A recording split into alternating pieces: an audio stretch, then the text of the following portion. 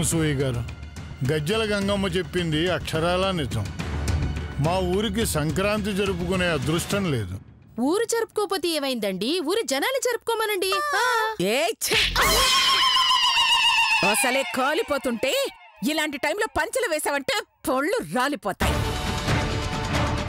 అసలు ఏంటండి గొడవ? సంక్రాంతి జరగకపోవడం ఏంటి? ఏం చెప్పమంటారు వదిన గారు? మా ఊరికి ఆ గంగాపురం ఊరికి మధ్య ఓ పోటీ జరుగుతుంది. ఆ పోటీలో ఏ ఊరు వాళ్ళు గెలిస్తే ఆ ఊరు వాళ్ళు మాత్రమే సంక్రాంతి పండుగ జరుపుకోవాలి. ఓడిపోయిన వాళ్ళు పండుగ మానుకోవాలి. మొన్న జరిగిన పోటీల్లో మా ఊరు ఓడిపోయింది. ఒప్పందం ప్రకారం ఈ ఏడు మాకు సంక్రాంతి జరుపుకునే అవకాశం కలగట్లేదు. ఇదేంటి దిక్కుమాల ఒప్పందం అండి? మరి మీరు పండగ వెళ్ళాక ఆస్తులు రాస్తామన్నారు. మరి పండగ లేకపోతే ఎప్పుడు రాస్తారు? ఎప్పుడు పండగ జరిగితే అప్పుడే. ఇప్పట్లో పండగ జరగదు కదా, అందుకే ఆయన ఆస్తి రాయరుగా.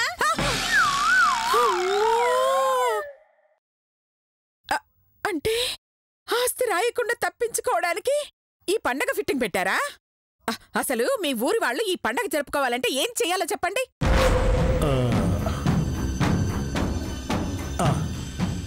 ఒక్క అవకాశం ఉందండి. ఎందుతో తగ్గ అవకాశం? ఆ గజ్జల గంగమ్మని రెచ్చగొట్టి ఆమెను పోటీలోకి రప్పించి ఓడించగలిగితే పండగ జరుపుకోవచ్చండి. ఏంటేంటేంటేంటి? ఆ గజ్జిని మళ్ళీ పోటీలకి పిలవాలా? పిలిస్తే మాత్రం అది వస్తుందా ఏంటి? పిలవాల్సిన విధంగా పిలిస్తే అదేంటే దాని అమ్మమ్మ కూడా వస్తుంది. అప్పుడు మీకు చావు వస్తుంది. మరి దాని అమ్మమ్మ అంటే దయ్యమే కదా అత్తయ్య గారు. దయ్యంతో పోటీ అంటే చావే కదా వస్తుంది. అంత సీన్ లేదే. చూడండి ఆ గజ్జల గంగమ్మని ఎలా ఓడిస్తానో. వద్దొదిన గారు, ఆ గంగమ్మ పరమ నీచురాలు. దానికంటే నీచురాలు ఇక్కడ. ఏం అత్తయ్య గారు? అంతో ఇంతో నేను అదే టైపు. గంగమ్మ పరమ దుర్మార్గురాలమ్మా.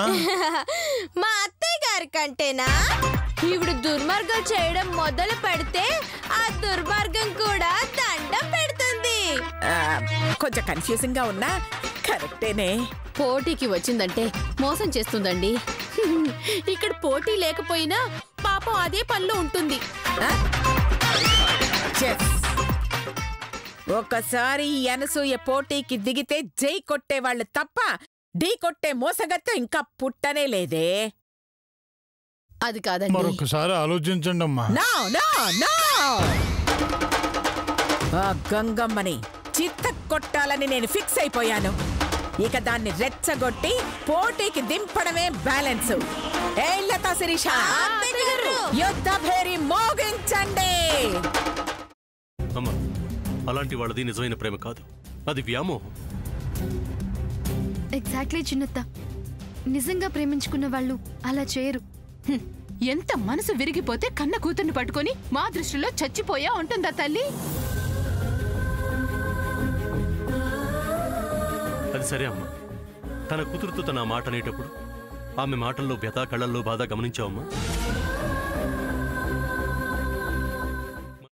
పెద్దబాబుకు బర్త్డే విషెస్ చెప్పు కూడా వెళ్ళాం కదా. ఊరికే ఎలా కాలిపోతుంది? మంట పెడితేనో పడితేనో తగలబడుతుంది.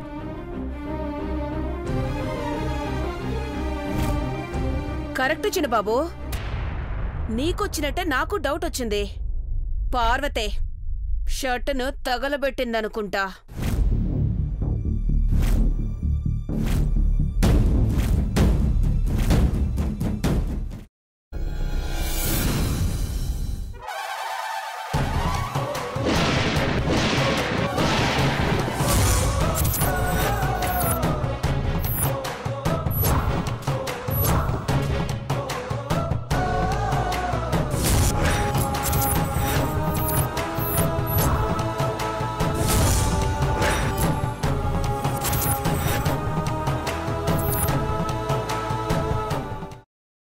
తర్వాత పొట్టు తీసేసి చాప్ చేసి పక్కన పెట్టుకోవాలి.